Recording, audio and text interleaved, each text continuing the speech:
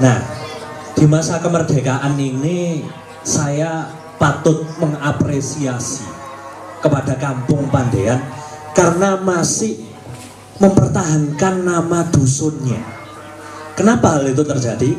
Jadi begini Bapak, Ibu, pada tahun sekitar 1964, pemerintah Orde Baru itu masih menggunakan sistem pemerintahan pada masa penjajahan Belanda. Jadi pakai sistem dusun, lingkungan, dan desa. Itu menurutkan Statbag Gemeente nomor 103 tahun 1937. Nah, tapi tahun 81 Menteri Dalam Negeri mengeluarkan keputusan untuk mengkonversi, mengganti status desa menjadi status kelurahan. Dan di Kota Malang surat keputusan Menteri Dalam Negeri itu dibentuk dalam peraturan pemerintah nomor 15 tahun 1987, di mana desa akhirnya menjadi kelurahan. Apa yang terjadi Bapak Ibu? Dusun kehilangan hierarki dalam pemerintahannya. Akhirnya nama-nama dusun ini hilang menjadi nama jalan. Dulu mungkin Bapak Ibu kalau masih muda, masih remaja gitu ya, kowe tekan di aku arek polean, kon arek endi, arek samaan, kon arek endi, arek jodipan. Nah sekarang Bapak Ibu kalau kita tanya ke anak, kowe arek endi, arek jalan Kaliurang, kowe arek endi, arek jalan Bauksit. Mboten gagah, tidak gagah sama sekali. Dulu itu bapak saya itu begitu cinta ya pada desanya ya. Kon arek endi? Arek samaan, wow bangga.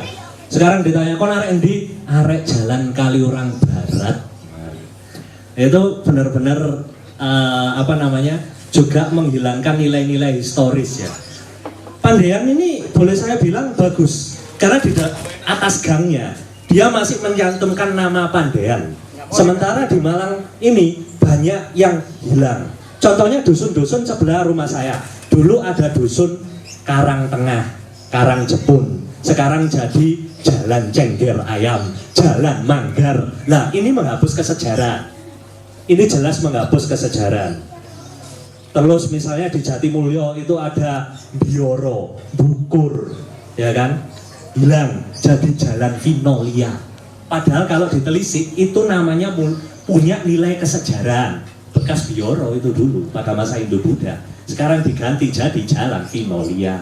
Yang nggak tahu lah anak muda sekarang sejarah dusunnya gimana. Nah Pandean ini patut mendapat apresiasi terutama dari saya pribadi karena masih mempertahankan nama dusunnya. Nah, tibalah kita pada pembahasan yang menarik, saudara-saudara. Pandean ini artinya apa toh yo? Gitu loh ya. Apa artinya Pandean ini? Nah, kita akan bedah satu per satu. Bapak Ibu yang saya hormati, ada rumus dalam menentukan nama desa ataupun dusun. Adapun rumus itu adalah 5.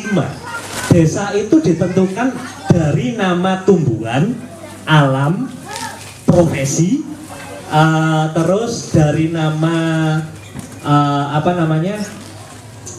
tokoh kepala desa, dan satunya lagi itu dari nama asing, dari nama asing, dari nama tumbuhan. Nah, tumbuhan ini yang paling banyak, Bapak Ibu.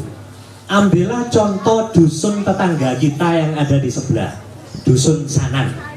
Sanan itu artinya apa yo? Kok menarik ya? Sanan itu diambil dari nama tumbuhan, dari kata-kata sana plus an. An itu akhiran an menunjukkan nama tempat. Sana adalah pohon sana. Kalau dijawakan pohon sono atau sono keling. Karena dulu tahun 80-an banyak di situ. Akhirnya ditebang jadi perumahan, nggak tahu wis akhirnya. Akhirnya nggak tahu wis arti kata sono. Terus ada juga dusun di Purwantoro namanya Gelintung. Itu dari pohon gelintung ya. Kalau kita baca cerita Ramayana ya, habis Hanoman membuat jembatan dari Sri Lanka, dari India ke Sri Lanka. Dia istirahat di Sri Lanka, makan buah dari pohon gelintung. Ya, itu ada di cerita-cerita wayang gitu. Pohon gelintung dan buah celaket asam Jawa. Nah, niku tiang celaket, mboten ngertos iku opo iku celaket itu. Nggak ada yang tahu niku. Nah, itu adalah contoh dusun dan desa yang menggunakan nama tumbuhan. Sedangkan ada juga dusun dan desa yang menggunakan nama alam. Contoh, Oro-oro Dowo. Oro-oro Dowo itu diambil dari kata-kata bahasa Kawi, hara-hara. Artinya apa itu hara-hara? Tanah tandus yang panjang gitu loh. Sampai sengkaling. Sengkaling itu dari kata-kata cengkaring, artinya juga tanah yang kering. Nah, itu contohnya. Jadi diambil dari kata-kata alam. Terus di Penanggungan itu ada jenggrik, dusun namanya jenggrik. Jenggrik itu artinya tempat yang tinggi, karena kalau kita lihat memang bertebing tinggi. Nah, itu adalah diambil dari alam. Yang ketiga, ada juga yang diambil dari nama kepala desa. Itu ada di desa tetangga kita, yaitu Bunul. Diambil dari kepala desa yang memerintah pada masa kerajaan Medan, Empu Bunul. Akhirnya kepleset jadi Bunul. Nah, itu ya, karena orang Jawa itu senengannya kepreset. Ya. Terus ada juga yang keempat, diambil dari bahasa Belanda. Contohnya di Tanjung Rejo itu ada kampung namanya Landbau. Itu dari bahasa Belanda Landbau, artinya tanah pertanian. Karena orang Jawa tidak bisa ngomong bahasa Belanda, Landbau. Nah, bilangnya seperti itu. Gitu. Dan terakhir, nah ini yang menarik.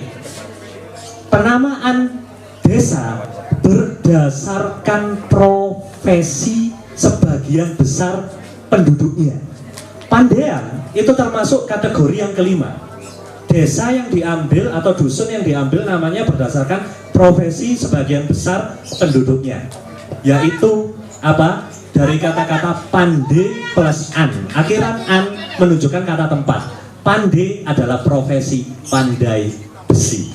Karena pada zaman dahulu Pandean adalah supplier alat-alat pertanian, cangkul, linggis, garbu tala, terus arit. Itu diambil dari desa Purwantoro, itu diambilnya dari sini, Pandean. Kalau yang Sukun diambil dari dusun Pandean Sukun, dekatnya Gempol sana itu. Nah, jadi Pandean ada penamaannya berdasarkan profesi masyarakatnya. Nah, karena profesi masyarakatnya itu sudah punah, akhirnya banyak warga itu yang tidak tahu artinya. Contoh, saya ambil contoh gitu. Ada desa namanya Bareng, sekarang jadi Kelurahan Bareng. Saya tanya ke warga desa, Pak, Bu, artinya Bareng ini apa? Karena profesinya sudah punah, tidak ada yang meneruskan dan nggak ada yang tahu. Orang Bareng buat tembung krotoboso untuk menjawab pertanyaan saya. Oh, Bareng itu artinya nganu Mas, jembar tur areng-areng. Itu ya saya agak ketawa ya, saya maklumi saja. Bareng itu artinya gong, canang. Karena dulu di situ pusatnya membuat bende. Terakhir tahun 1910, terus akhirnya di Gang 11 itu yang buat. Akhirnya nggak ada yang meneruskan, punah profesinya, nggak ada yang tahu. Pun sama dengan Pandean ini ya. Jadi terakhir itu mungkin beberapa ya zaman-zaman Belanda di sini masih banyak pengrajin besi ya, tapi sayangnya juga tidak diteruskan. Adapun hubungan pengrajin besi itu saya kaitkan dengan yang babat alas di sini, gitu Pak, yaitu Mbah Eyang Singo Reksono. Nah, seperti yang kita ketahui, kepala-kepala desa dan dusun yang ada di Bangwetan, Jawa Timur, mesti orang Mataram. Rumus itu wis. Boten enten tiang Meduten nih, boten enten. Mesti tiang Mataram. atau apa namanya, orang Yogyakarta Surakarta. Nah, Mbah Singoreksono ini memang orang Mataram dari namanya.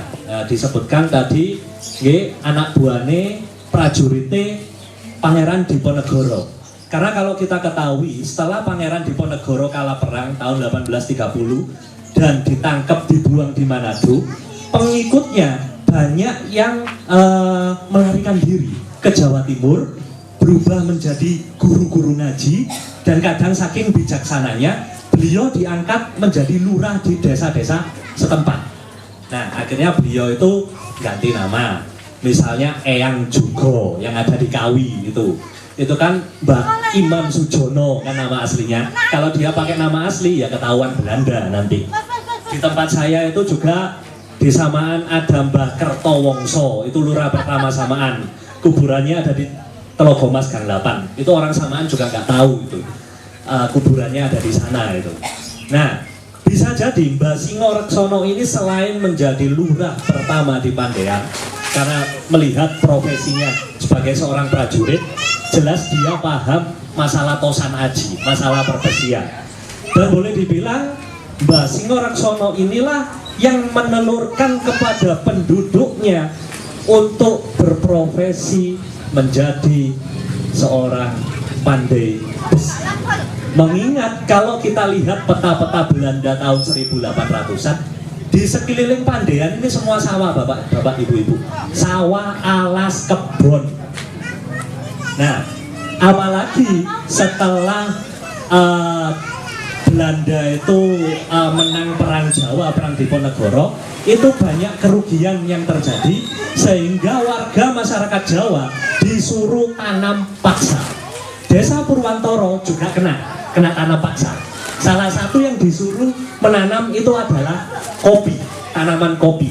Mungkin bapak-bapak, ibu-ibu masih ingat dulu masa kecil banyak kebun kopi di sini, gitu. Itu adalah tinggalan perkebunan zaman Belanda tahun 1870-an.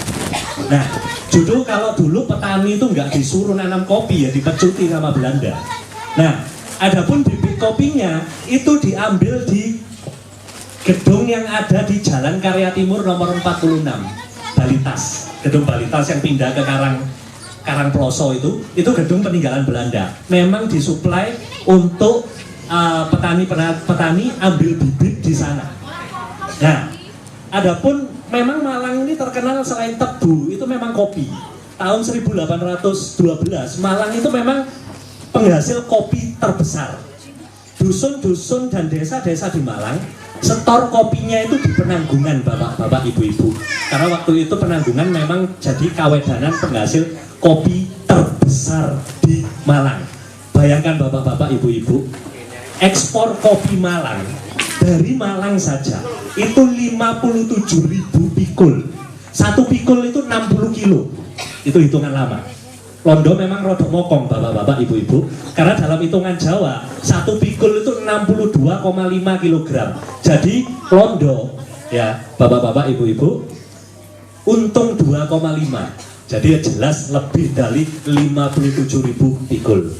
Sayangnya industri kopi di Malang termasuk di desa Purwantoro ini kolap ya, nggak maju karena tahun 1910 diserang hama besar-besaran. Hamanya dalam bahasa Belanda itu namanya apa ya, blitz apa gitu loh, agak susah menyebutnya.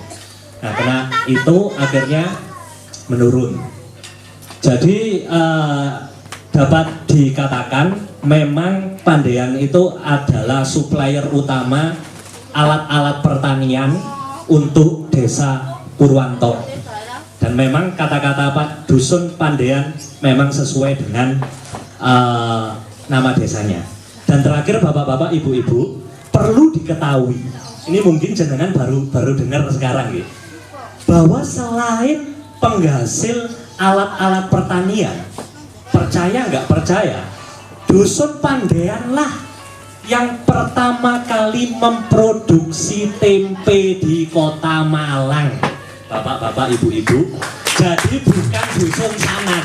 Pangapunten kalau di sini ada orang Sanan terus mengklaim bahwa tempe lahir dari Sanan, mohon maaf, Saya sebagai sejarawan, saya tolak pendapat tersebut. Adapun sejarahnya ya, pelopor pembuat tempe pertama di Dusun Pandean namanya adalah Mbah Dan, atau yang kita kenal namanya dengan Mbah Kasdan.